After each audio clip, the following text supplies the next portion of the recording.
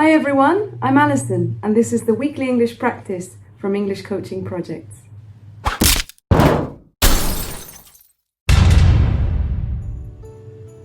So Christmas is coming and we all know that Christmas is the best time of year because it's when you feel the best emotions. Happiness, excitement, the joy of being surrounded by family. Okay, so it's fun to spend time with family members. But when it's several hours or even several days on end, it can become a little difficult to contain some of your negative emotions and you might blow up and have an argument. So blow up is a phrasal verb meaning to explode. Blow is a verb, up is a preposition, and together they mean explode. And I really wanted to write an article that would show you just how useful phrasal verbs are and how often you can use them. So this week's article is about the strange topic of arguing at Christmas, but it's just an excuse to look at all these phrasal verbs in context. I challenge you to read the article and see how many of the phrasal verbs you can understand from the context alone. So remember to talk about the questions after the article with your friends, family, and your ECP coach. And of course, you can send us an email and record your voice using WhatsApp. Oh, just one other thing. We'd love to hear about some of the arguments you've witnessed over the holidays.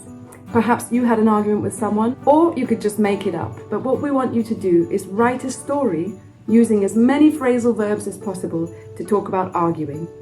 And the best ones will win a special prize. Thanks for watching and have a fantastic Christmas holiday!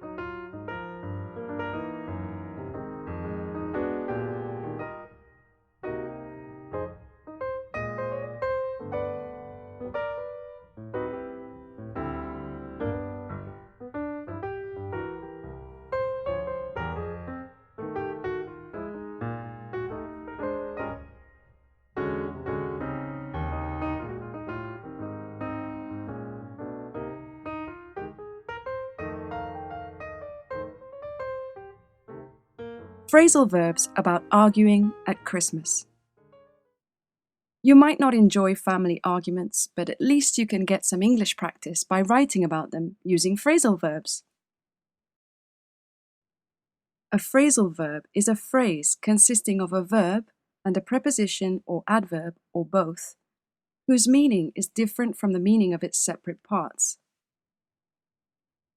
For example, to look means to use your eyes to see, and after means following, whereas the phrasal verb to look after means to be responsible for something, to take care of it. Without a doubt, the best way to learn phrasal verbs is by reading or hearing them in context. Some websites provide lists of the most common phrasal verbs and example sentences containing them. Similarly, this week's article will present you with some phrasal verbs related with arguing.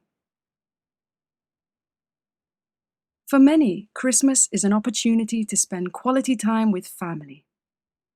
Delicious food and drink, presents, songs, and holiday TV are best enjoyed in the company of those you love most. However, we all know that spending too much time together can lead to friction and the inevitable row or two. There's so much to disagree about: money, politics, even the food on the table, not to mention the fact that there's usually a reasonable amount of alcohol involved. What's more, there's the additional pressure to be in a good mood at Christmas because it's the holidays and you have visitors, so you're expected to be kind and polite the whole time.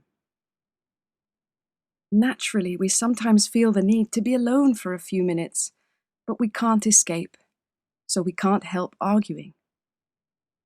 When two people in your family square up to each other, it's probably best to stay out of it. But if you do decide to step in, beware of sticking up for one person, as this could cause you to fall out with the other. In the long term, siding with one person can cause your relationship with the other person to break down.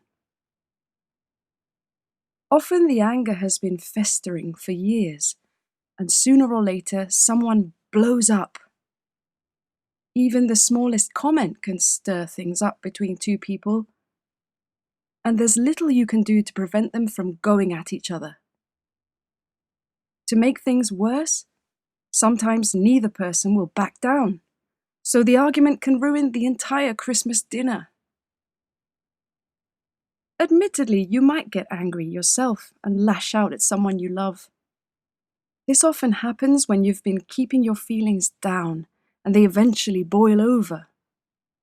Of course, the advisable thing to do is take back what you said. That way, the two of you will be more likely to patch things up before dessert. While some family members may tend to storm off in the middle of an argument, others will try their best to rise above the chaos and stay calm. After all, everyone wants to have fun at this family celebration and keep a good atmosphere going. In other words, when someone criticizes you, no matter how much it annoys you, it's probably best to just laugh it off. I'm sure Santa Claus would agree. Ho, ho, ho! Here are this week's questions. Did you understand the phrasal verbs in this article thanks to their context? Which of these phrasal verbs do you already use, and which would you like to start using? Why do people tend to argue with family members at Christmas? How do you usually respond when someone tries to start an argument with you? What do you think you can do to help keep the peace at home this Christmas?